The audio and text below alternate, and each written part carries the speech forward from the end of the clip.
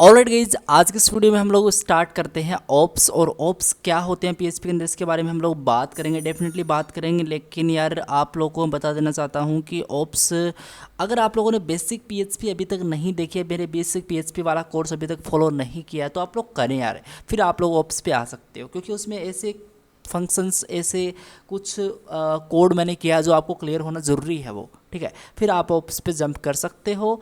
और ओप्स क्या होते हैं यहाँ पे बात करते हैं। देखो, ओप्स की बात करें सिंपली, तो हम लोग पी एच पी 5 जब आई थी, तब से हम लोग हमारा कोड बेसिकली पीएचपी के अंदर ऑब्जेक्ट ओरिएंटेड स्टाइल के अंदर लिख सकते हैं। अब यही होता है ओप्स। ओप्स का मतलब है ऑब्जेक्ट ओरिएंटेड प्रोग्रामिंग, ठीक है। इसका मतलब आप लोग स्टाइल कर सकते हो। Object oriented programming is faster and easier to execute. Fast और इज बेसिकली एग्जीक्यूट जल्दी हो जाते हैं, आसानी से हो सकते हैं वो, ठीक है। तो ये चीज़ भी बेस्ट है, इसके अंदर एक एडवांटेज आप लोग मान सकते हो इस चीज़ का।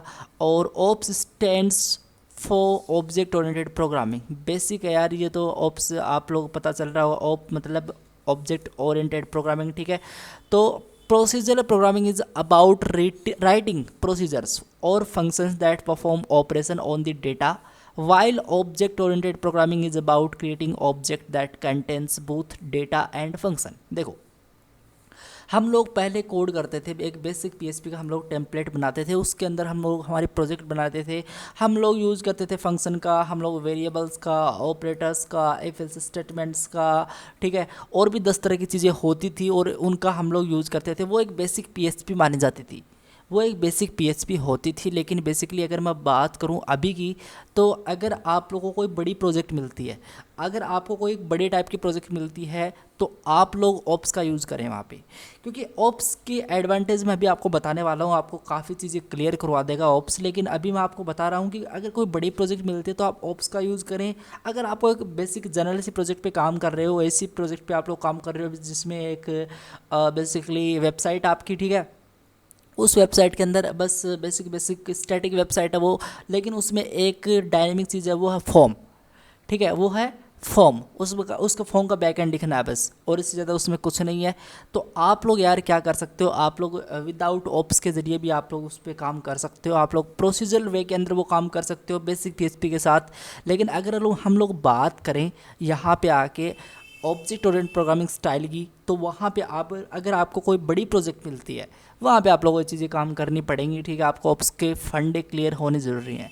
अच्छा, ऑप्स का हम लोग यूज़ क्यों करें, ये तो मैंने बता दिया कि बड़ी प्रोजेक्ट पे काम करना है, लेकिन क्यों करें हम लोग, जब उस बेसिक पीएचपी से भी कर सकते हैं तो क्यों करें फिर हम लोग, ये काफ़ी का डाउट है। तो हम लोग बात करते हैं इसके बारे में। देखो, सिंपल बात यह है कि सबसे बड़ी बात यही है, इसमें आप लोग को देख सकते हो मैंने यहाँ पे लिख रखा है सब कुछ।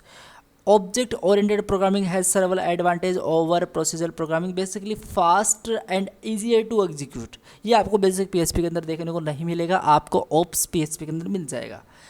Object oriented programming provides a clear structure for the program. आपका बेसिकली प्रोग्राम का स्ट्रक्चर है वो बिल्कुल क्लियर रहेगा, आपको चीज़ें समझ में आती रहेंगी, क्या चीज़ कहाँ पे काम कर रही है। और OOPs helps to keep the PHP code DRY. DRY का मतलब यहाँ पे गीले से नहीं है यार, ड्राई का मतलब होता है डोंट रिपीट योर सेल्फ। आपको देख सकते हो यहाँ पे दे रखा है डोंट रिपीट योर सेल्फ, मतलब ऐसा कोड जिसको रिपीट नहीं किया जाएगा फ्यूचर के अंदर, ठीक है। और वो उतना ही काम करेगा जो हम एक रिपीट कोड की हेल्प से करवा सकते हैं। तो डोंट रिपीट योर सेल्फ, वो कोड, वो फंक्शनलिटी हमको ऑप्स प्रोवाइड कर देते हैं।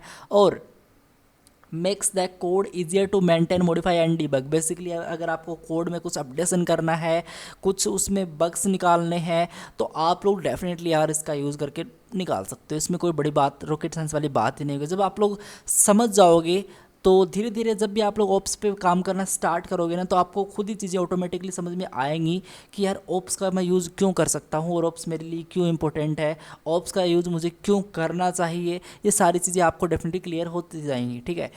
तो OOPs make it is possible to create full reusable application with less code and shorter development time.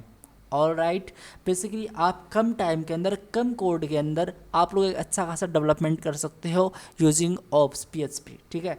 तो यार ये तो बेसिकली एडवांटेज हैं इसके। चलो हम लोग बात करते हैं क्लास और ऑब्जेक्ट्स के बारे में। हम लोग स्टार्ट करते हैं हमारे ओप्स। देखो, डेफिनेशन तो मैं आज आपको नहीं बताऊंगा, जो अगर आप लोग एग्ज़ाम के पॉइंट्स व्यू से देखोगे कि यार मुझे एग्ज़ाम मेरा कल है और मुझे डेफिनेशन लिख के आनी है क्लास और ऑब्जेक्ट्स की, तो उसका वीडियो तो मैं कल डाल दूंगा, ठीक है। लेकिन आज हम लोग बेसिक समझेंगे कि क्लास और ऑब्जेक्ट्स एक्चुअली में क्या होता है। सिंपली ऑप्स का यही कंसेप्ट है कि आपको क्लास और ऑब्जेक्ट समझ में आ गए तो आपका 50% ऑप्स क्लियर है, ठीक है।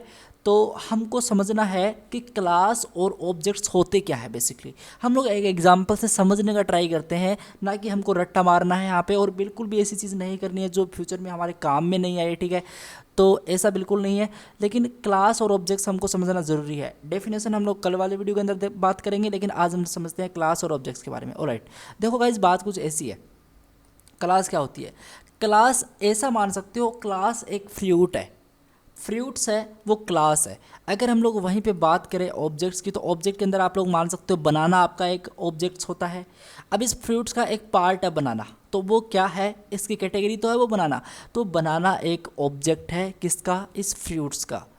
ऑलराइट, सेकंड आपका मैंगो, तो मैंगो भी क्या है, एक यहाँ पे ऑब्जेक्ट है इस फ्रूट का। ऑलराइट, और थर्ड मैंने यहाँ पे लिखा है एप्पल। और इस तरीके से आपके और भी फ्रूट हो सकते हैं, जो ऑब्जेक्ट्स होंगे वो ऑब्जेक्ट्स होंगे, और क्लास एक सिंपली यूनिक रहेगी। जैसे फ्रूट है और फ्रूट के कुछ ऑब्जेक्ट्स हैं, आप लोग देख सकते हो, कुछ इसी तरीके से हमको चीज़ को समझना है।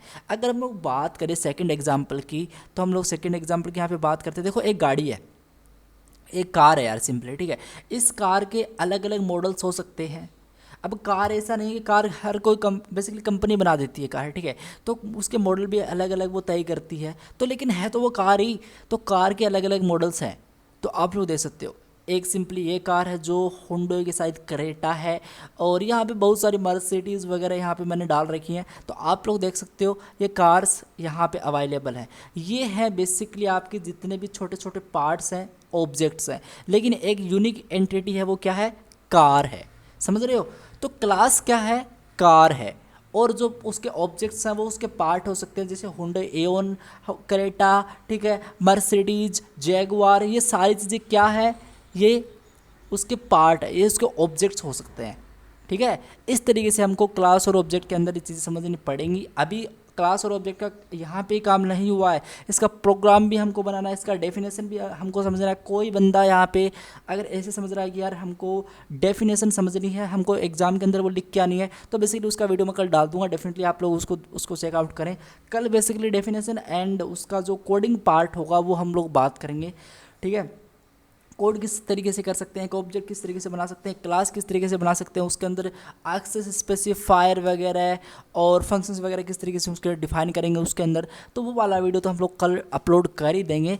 तो गाइज बेसिकली आपको आज का इस वीडियो में पता चला, आप लोग खुद गेस कर सकते हो अपने आसपास कि क्लास क्या है और ऑब्जेक्ट्स क्या। ऐसे आप लोग खुद गेस्ट करोगे ना अपने आसपास, तो आपको बेसिकली पता चलेगा कि हाँ ये चीज़ क्लास है और ये चीज़ उसकी ऑब्जेक्ट है, ठीक है। आप लोग अपने आसपास की चीज़ों को देखें और उसमें आप लोग गेस्ट करें हर एक चीज़ को, तो ये आपको बेसिक थोड़ा एक अलग लेवल पे लेके जाएगा ये चीज़ें। आप लोग इस तरीके से, मैं ऐसे ही सोचता हूँ, ठीक है। जब मुझे प्रोग्रामिंग लॉजिक लगाना होता है तो मैं इस तरीके से समझता हूँ चीज़ों को, तो आप लोग इस चीज़ का यूज़ कर सकते हो। सो आपको गाइज ये वीडियो क्लियर हुआ होगा, और that's end of video guys. मिलते हैं नेक्स्ट वीडियो में, तब तक के लिए thank you guys so much, take care, bye bye.